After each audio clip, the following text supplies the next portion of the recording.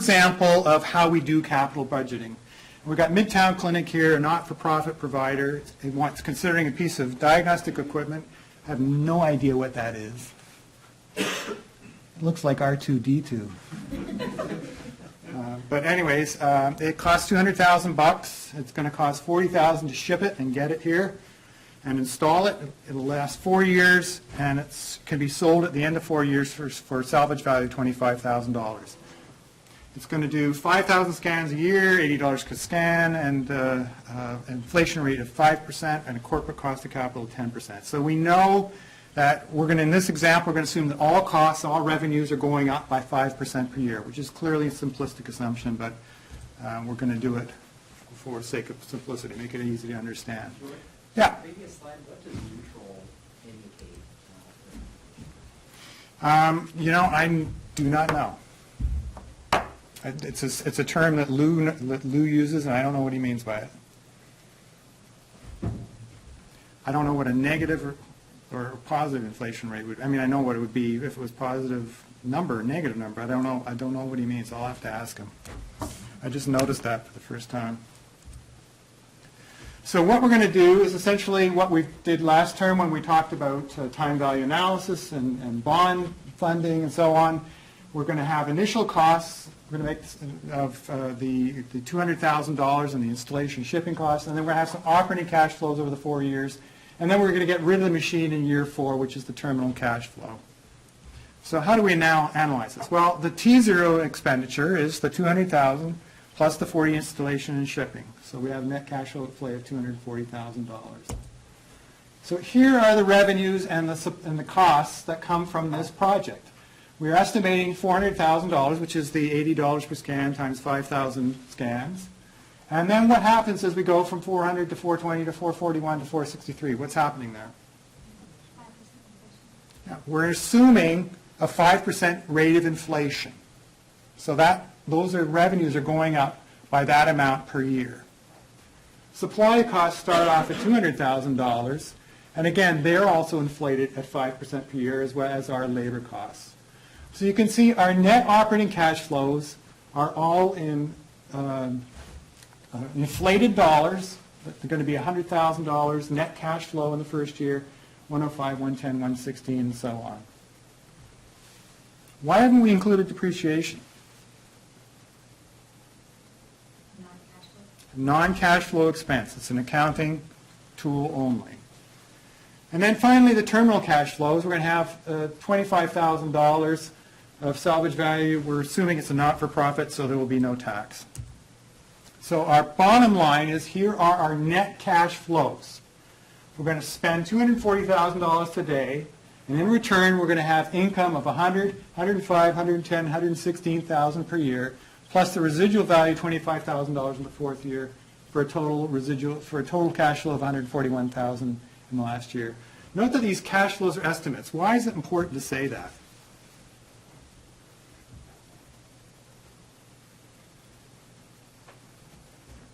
You may not have that same revenue, like you may not have as much inflation every year, or you may have inflation change in the future. Yeah, there is a lot of uncertainty out there, isn't there? And if you have a new piece of diagnostic equipment, we're guessing that the volume is going to be $5,000 scans per year.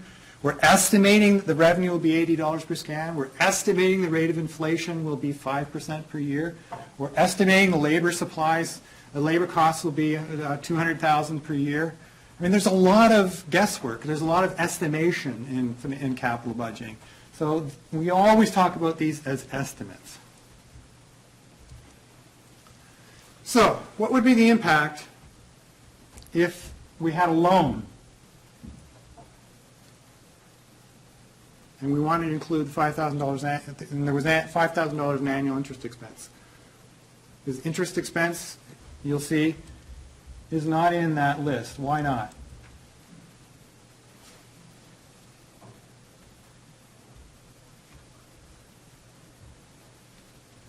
How are we accounting for the cost of capital, the interest cost?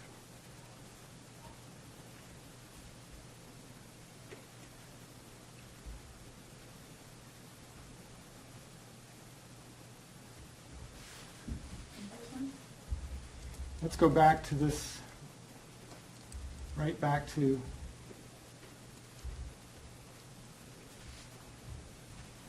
number 3. What does that tell you?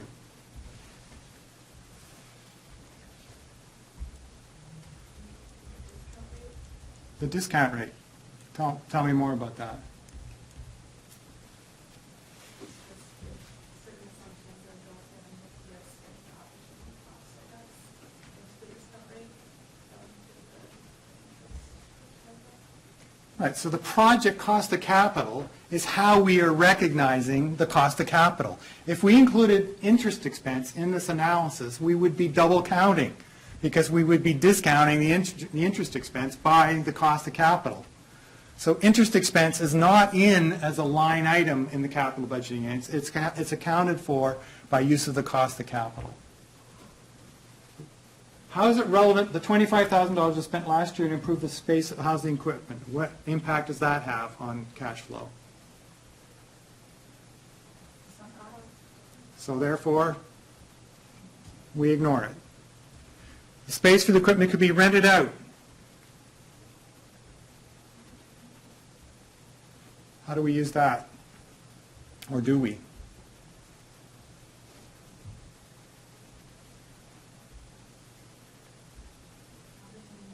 It's an opportunity cost. It's a legitimate charge against the project.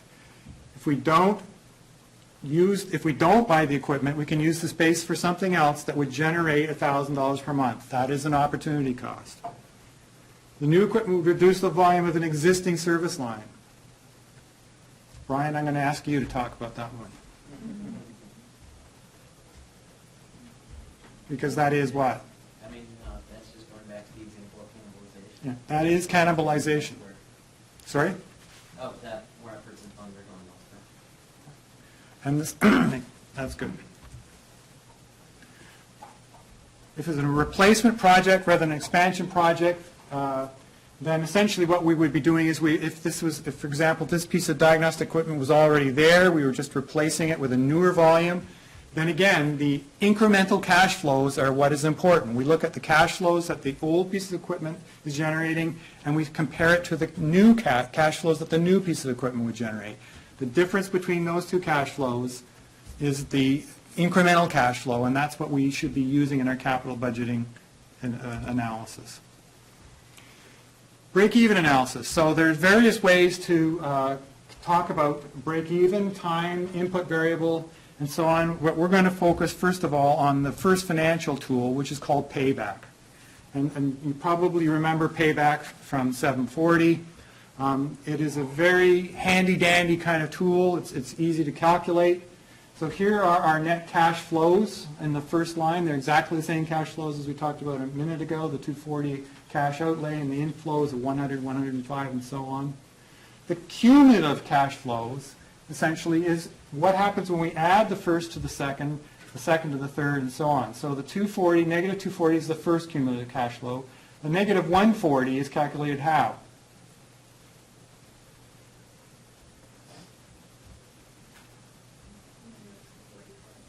The negative 240 plus 100. So after 1 year, we spent negative 240,000, but we've had 100,000 cash inflow, so the cumulative cash flow is negative 140. After second year, we get negative 35. That is the negative 240 plus 100 plus 105 gives us negative 35. So we know what happens around 2.3 years. What happens? I claim the payback on this project is 2.3 years. What happens? What does that mean? Make back our original investment. Exactly. So after 2.3 years, we've received back the original investment. That's the point where we quote break even. So what's the problem with payback? We've just calculated 2.3 years. What's the problem with this? There are many problems, but what's one problem? Josh? It doesn't take into account the discount rate. Right, so it breaks the first law of finance, which is the time value of money. $1 today is worth more than $1 tomorrow. It ignores the fact that $105,000 generated 2 years from now is worth less than the money that is received 1 year from now. So it ignores the time value money. What else does it ignore? Robbie? Cash flows after the break-even point. It ignores all the cash flows after the 2.3 years. So in general then, payback is easy to understand. Anybody can do it on the back of an envelope, but really is more of a measure of liquidity and risk versus a capital budgeting decision tool. Having said that, payback is an extremely popular financial rule. CFOs love to know, when will we get our money back? The second rule that we're going to talk, so payback is the first decision rule that we can use in capital budgeting. The second one is return on investment. And the return on investment focuses on a project's financial return. We can measure it in 3 different ways: net present value, internal rate of return, and modified internal rate of return. So we'll go through each one of these in turn. So NPV, again, like we've talked last term, measures the dollar return on investment. It's in dollar terms. In other words, if you're a for-profit organization, if you invest in this particular capital project, the value of the organization will go up by X number of dollars. That's what NPV measures. It's the sum of the present values of all the project's cash flows, the initial investment plus all the cash flows after the initial investment. The discount rate is the project cost of capital, and we're just going to assume that it has an average risk level right now. So here are all of the cash flows that we had a minute ago, the 240, the 100, 105, and so on. We discount all those, bring them back to today's dollars. We calculate the net present value of about $117,000. So what does that tell us?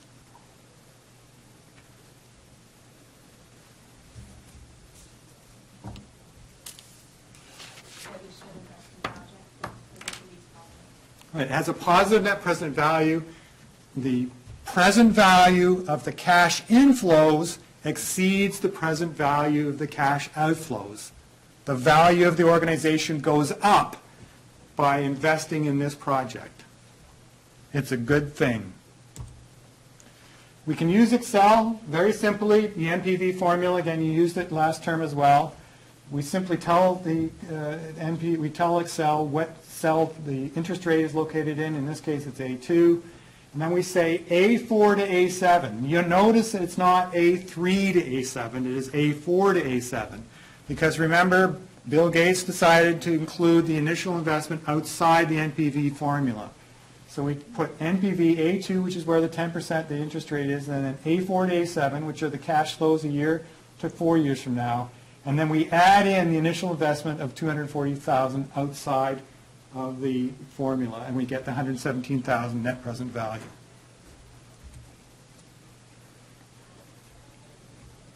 So again, just to summarize, NPV is the value of the project in terms of how much it will enhance the financial value of the organization. The greater the NPV, the better the project. What's the meaning of an NPV of $0?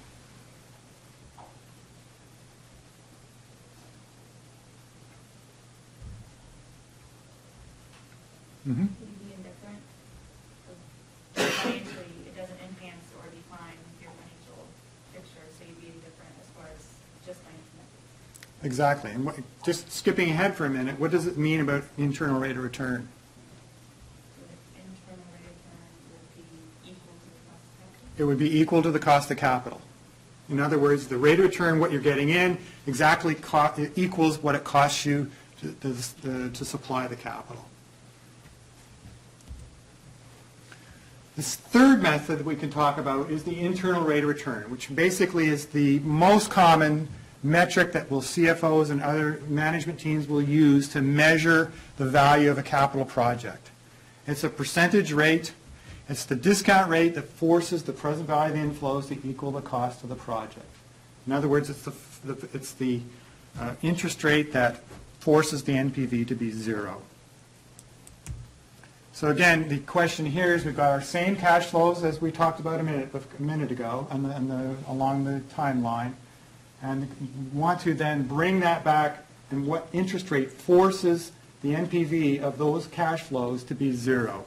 So we can in fact use the IRR formula in Excel, and here all we do is put all the cash flows in, 0, 1, 2, 3, 4, and we use the IRR formula, A2 to A6, and that reveals that the internal rate of return on this cash flow is 29.6%. So what do we do with that 29.6%? Well, we compare it to the project cost of capital. We know that cost of capital is 10%, so therefore the internal rate of return is greater than the cost of capital. So the value that's generated by this project exceeds the cost of accessing the capital. What's the meaning of an IRR 0%?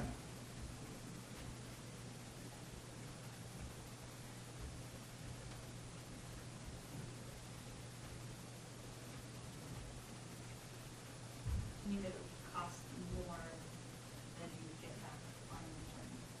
The cost of capital is 10%. Right, so what does that mean for NPV? That would be negative. Right, an IRR of 0% means you've got a negative NPV, so it's not a good project. What does an IRR of 10% mean?